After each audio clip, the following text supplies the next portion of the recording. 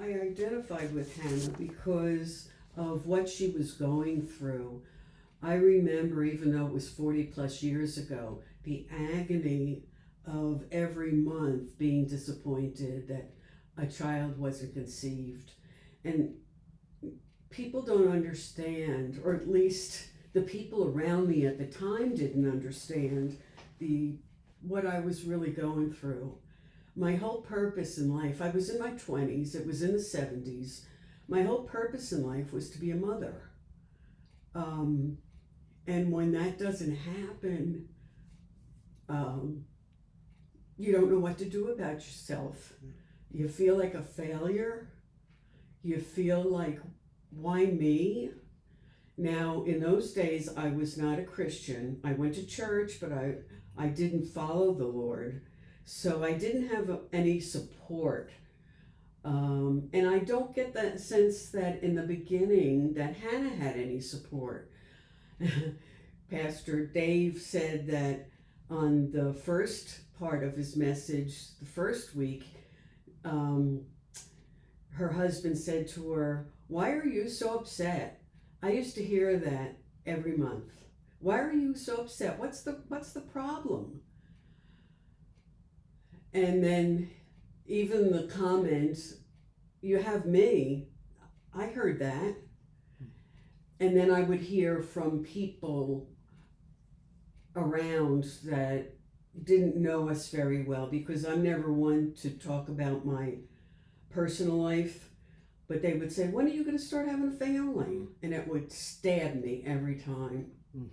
It's not like we weren't trying. We tried for close to 9 years, and the stress that it put on my marriage ultimately broke my marriage, because there wasn't any compassion in it.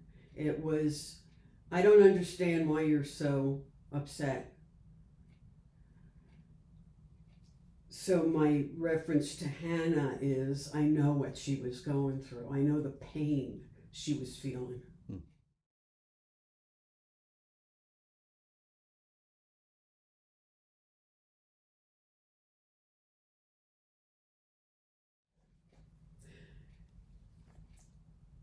For some reason, as you get older, you start thinking about your youth more. And I was focusing way too much on my youth and what I went through. And it was making me second guess my decisions back then about, well, maybe it wasn't so bad. Maybe I should have stuck it out with my husband. But it didn't help. It didn't go anywhere. So I've been talking to the Lord about helping me to look forward, not back. I have a wonderful husband now who loves me, and I love him, and we have a great marriage. We don't have children. That was a decision he asked me about before we got married, and I told him I wasn't able to have children. And so our marriage has been a marriage of understanding each other, unlike my prior marriage. But then, 7 years into our marriage, we became Christians. And that made all the difference in the world as to how I handled the hurt that was still there. And even as a woman who's well past the age of conception, now it's grandchildren and great grandchildren, and the hurt and the pain is still there.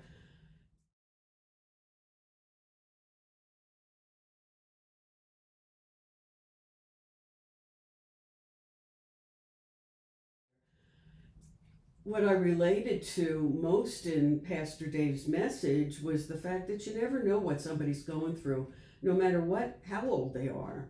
Or, you might think, "Oh, you're so lucky you didn't have children, you had this free life." Well, unless you're there, you don't want the free life. You want the children. You want to be a nurturer because that's how God made you.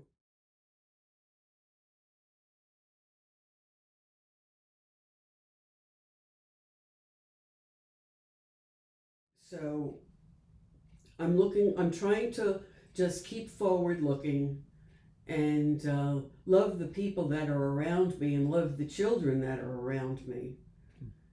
But I need to keep looking forward to doing God's work and not worrying about what I don't have.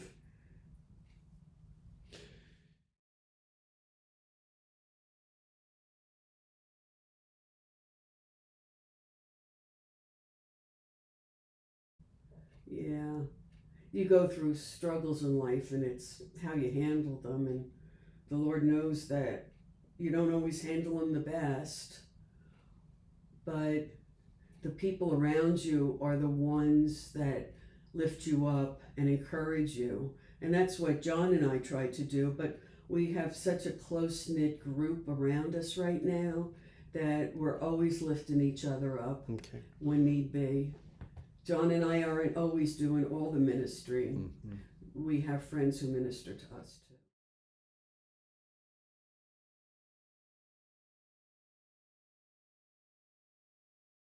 Kind of brings that lost element into our lives that we don't have. He calls us Mama Peg and Papa John because her family's not here in the area. So we've kind of adopted them, and that brings me joy. That brings John joy. Yes. So God provides even at our older ages that, she's not biological, but I love her like a daughter, and I love Roland like a grandson.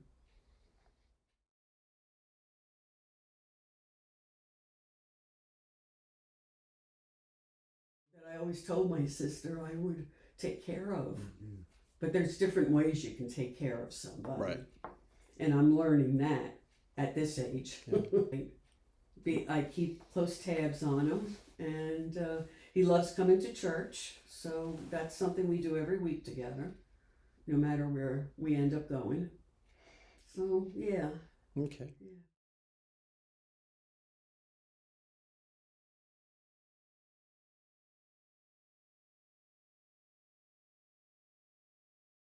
You were talking about it in both messages.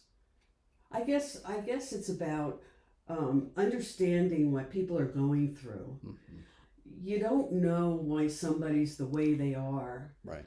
And I have a tendency to be very straightforward and very clinical about things. And John's been helping me understand that just like nobody knows what I go through about not having children, I don't know what they're going through at the moment. And they might be saying things that turn you off. Right. But if you kind of just love on them and show compassion, maybe you'll find out what they're going through. And we've had people come to us and we thought they were doing great. Yeah. We've known them for years. They're doing great. And they come and they say, we're really in a pickle. We're thinking about getting divorced. And, it's because they stepped away. They stepped away from fellowship. They stepped away from their church. But I'm being more conscious about it. I'm really trying to be more compassionate towards. You just want the best for them, especially the people you love.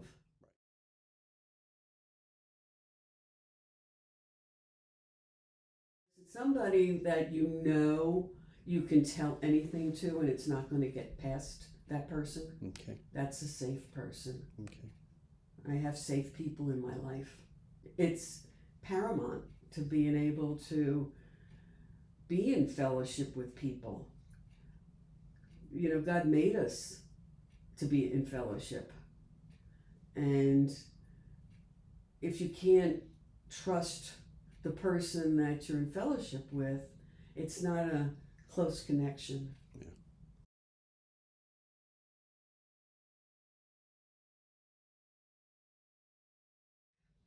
I tell them, well, of course, you tell the person that doesn't know the Lord that the Lord would help with that. But the people that do know the Lord,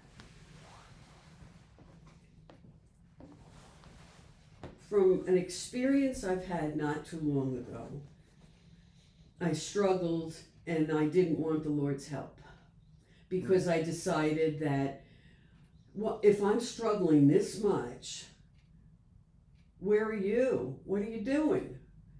And I knew it was wrong, and I still wanted to do it myself, but it wasn't until I came back to the Lord and repented and really told him how sorry I was.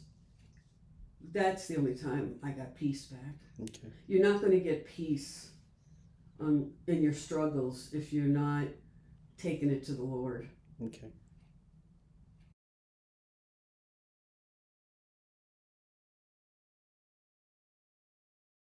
Absolutely. Okay. Absolutely. All right. I think that's good. Thank you. Thank you so much. Thank you.